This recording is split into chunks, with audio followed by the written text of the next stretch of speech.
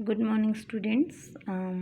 I hope आप सब ठीक होंगे, अपने घरों में सेफ़ होंगे और अच्छे से स्टडी कर रहे होंगे, प्रिपरेशन कर रहे होंगे अपने बोर्ड एग्ज़ाम्स के लिए। ठीक है, क्योंकि बेटा अभी से प्रिपेयर करेंगे तभी जाके आप अच्छे मार्क्स कर पाएंगे। ठीक है, ओके। हम अपना लेक्चर स्टार्ट करते हैं। यहाँ पे लास्ट टाइम हमने जो लेक्चर किया था वो आपका मेल रिप्रोडक्टिव यूनिट के बारे में था, जिसमें हमने लास्ट टाइम पढ़ा था कि जो पॉलन ग्रेन्स होते हैं उसमें डेवलपमेंट होता है किसका, वेजिटेटिव सेल का और जेनरेटिव सेल का।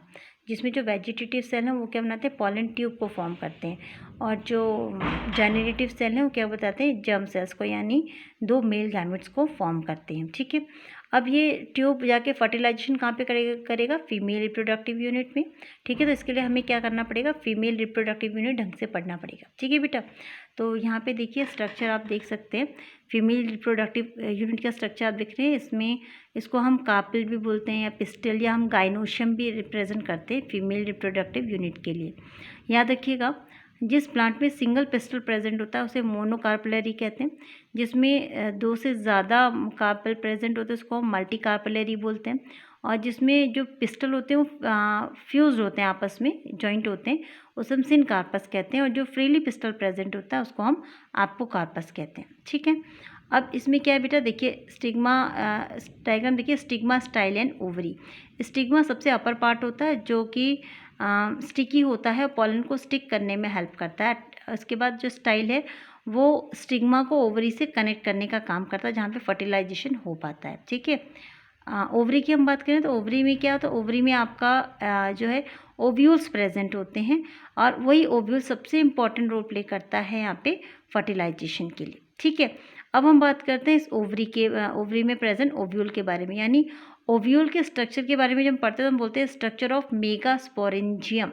ओव्यूल के स्ट्रक्चर को क्या बोलेंगे, स्ट्रक्चर ऑफ मेगास्पोरेंजियम। ठीक है, तो अब जो मैं आपको डायग्राम दिखाने जा रही हूँ वो आपका है, डायग्राम है आपका एनाट्रोपस ओव्यूल का। एनाट्रोपस मतलब उल्टा ओव्यूल। ठीक है बेटा, इसमें देखिए नीचे की तरफ माइक्रोपाइलर एंड है, ऊपर की तरफ चलाजल। जहाँ पे चलाजल होगा उसका अपोजिट क्या होगा, माइक्रोपाइलर होगा, और जहाँ पे माइक्रोपाइलर होगा उसका अपोजिट क्या होगा, चलाजल होगा। ठीक है, माइक्रोपाइलर क्या करता है, तो ये ओव्यूल के अंदर जो जम जाते हैं, पॉलन ग्रेन जब एंटर करते हैं, जिस जगह से एंटर करते हैं, जिस साइड से एंटर करते हैं, उसको हम माइक्रोपाइलर एंड बोलते हैं।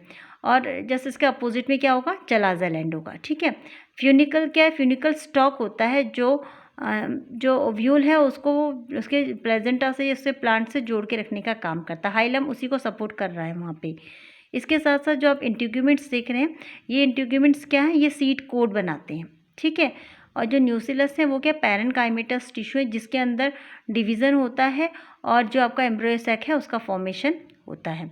बीच में जो आप एम्ब्रियो सैक देख रहे हैं, सब कुछ इसी के बारे में हमने आगे पढ़ना, क्योंकि एम्ब्रियो सैक के फॉर्मेशन से, यानी डेवलपमेंट ऑफ एम्ब्रियो सैक, या हम कह सकते हैं डेवलपमेंट ऑफ गेमेगा गैमेटोजेनेसिस, यही जो बीच का स्ट्रक्चर है ये बना कैसे, इसका डिवीज़न हुआ कैसे, ये 5 नंबर का क्वेश्चन बोर्ड में कई बार लास्ट टाइम रिपीट हो चुका है, इसको आप ध्यान से देखिएगा।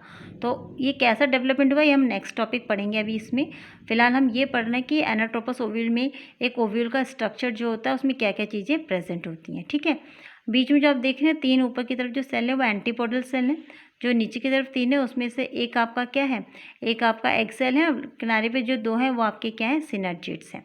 बीच में 2 हैं वो पोलर न्यूक्लियाई हैं। अगर हम इनमें सेल की बात करें बेटा, तो 3 जो ऊपर है वो 3 सेल हो गए, नीचे के 3 सेल हो गए, बीच में जो 2 पोलर न्यूक्लियाई हैं ये एक ही सेल में काउंट होता है। यानी एक ओव्यूल के अंदर कितने सेल स्टेज मिल गए आपको, 7 सेल स्टेज। ठीक है, और इसको एन.एस. नवास्चिन जो थे उन्होंने डिस्क्राइब किया था, कई बार क्वेश्चन आ चुका है, तो आप इसको ध्यान में रखिएगा। अब हम बात करेंगे इस एम्ब्रियो सैक की, यानी डेवलपमेंट ऑफ मेगा गैमेटोजेनेसिस की। ठीक है, 5 मार्क्स का क्वेश्चन बनता है, डायग्राम के साथ आपको इसे रिप्रेजेंट करना पड़ता है। अब हम बात करते हैं, ये देखिए ये इसका डायग्राम है। ठीक है, किसका, डेवलपमेंट ऑफ मेगा गैमेटोजेनेसिस का।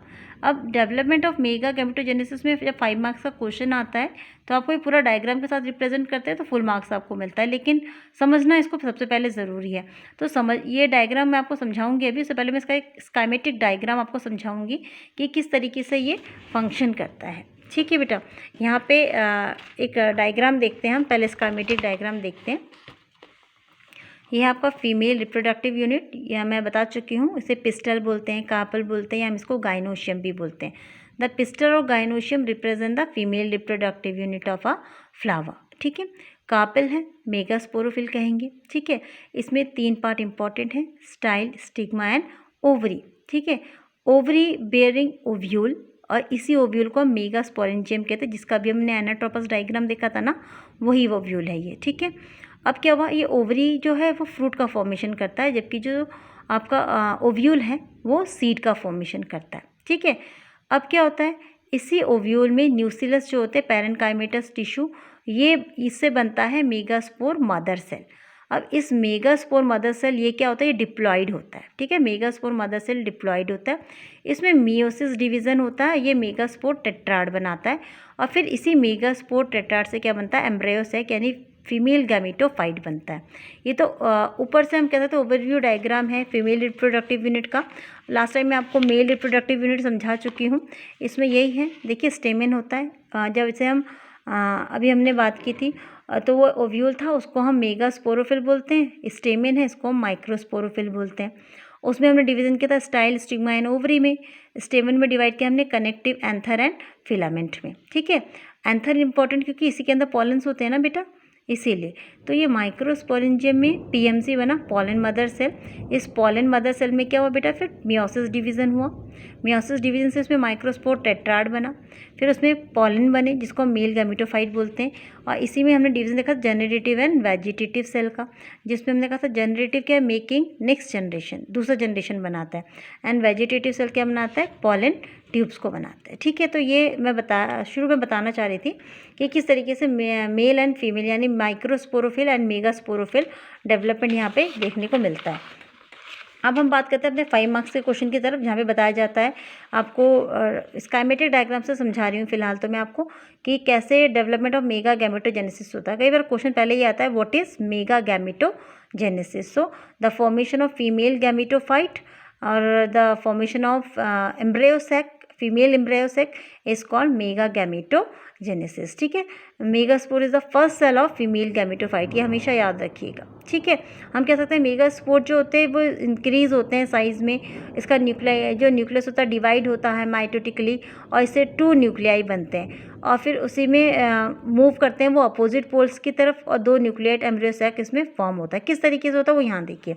मान लीजिए मदर सेल है, डिप्लॉइड मदर सेल। ठीक है, इस मदर सेल में क्या हुआ, मियोसिस डिवीज़न हुआ, और मियोसिस डिवीज़न से क्या हुआ, 4 एन बने, जिसमें से 3 ये एन जो है माइक्रोपाइलर एन है, और 1 एन आपका चलाजल एन है। ठीक है, याद रखिएगा जब ये एन बनते हैं, इसमें से जो 3 माइक्रोपाइलर एन है ये डीजनरेट हो जाते हैं, और फंक्शन कौन करता है, सिर्फ एक चलाजल वाला। ठीक है, और जो चलाजल वाला है यहाँ पे देखिए, इसमें क्या हुआ, माइटोसिस, यहाँ देखिए मियोसिस 1 बार होगा, माइटोसिस 3 बार होगा। फर्स्ट मियोसिस हुआ, 4 एन बने, 3 माइक्रोपाइलर 1 चलाजल, और उसमें से 3 माइक्रोपाइलर वाले डिजनरेट हो गए, फंक्शन कौन कर रहा है, सिर्फ एक चलाजल। ठीक है, तो अब क्या हुआ, इस चलाजल एंड में माइटोसिस फर्स्ट डिवीज़न हुआ, इससे 2 सेल बने, और ये एक नॉर्थ की तरफ एक साउथ की तरफ मूव हो गया।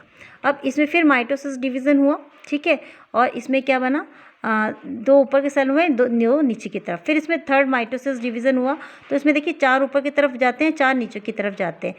उस 4 में से एक नीचे आ गया, और इस 4 में से एक बीच में आ गया। ठीक है, दोनों में से एक बीच में आए, तो इस तरीके से सेल बन गया। ये जो 3 हैं ये आपके एंटीपोडल सेल होते हैं, ये जो 2 हैं ये इस किनारे के 2 सिनर्जिड होंगे, और बीच वाला आपका क्या होगा, एग सेल, और जो बीच में 2 हैं ये आपके पोलर न्यूक्लियाई होता है। इसके बाद देखिए क्या हुआ, इसके बाद हम बात करते हैं आगे की। बताया मैंने आपको 3 एंटीपोडल सेल बन गए, 2 पोलर न्यूक्लियाई बन गए, और बीच नीचे जो 3 बने उसमें 2 सिनर्जिड और एक एग सेल बन गया। ठीक है, इस तरीके से एम्ब्रायोसैक का फॉर्मेशन यहाँ पे हो गया। स्कीमेटिक डायग्राम के साथ आप उसे डायग्राम भी रिप्रेजेंट करेंगे तो वो आपका एक अच्छा इंप्रेशन देगा। ठीक है, so the formation of female gametophyte और embryo sac is called mega gametogenesis. ये तो स्कीमेटिक डायग्राम था आपको समझने के लिए। जो रियल डायग्राम है वो इस तरीके से देखिए, यहाँ पे है ना आपका एक न्यूक्लियस है, मेगास्पोर मदर सेल है, इसमें क्या हुआ, मेगास्पोर में